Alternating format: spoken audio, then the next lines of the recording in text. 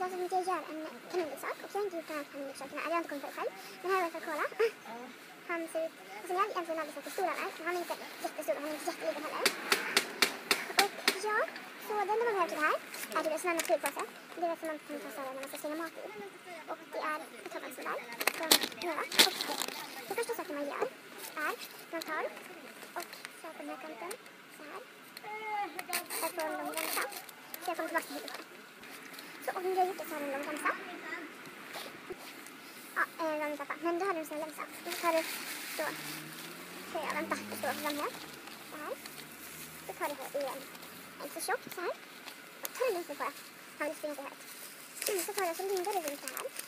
Jag såg inte riktigt vad den här tjejen gjorde. Jag tror att Abby's Animal på den sån här. Den YouTube-kanalen.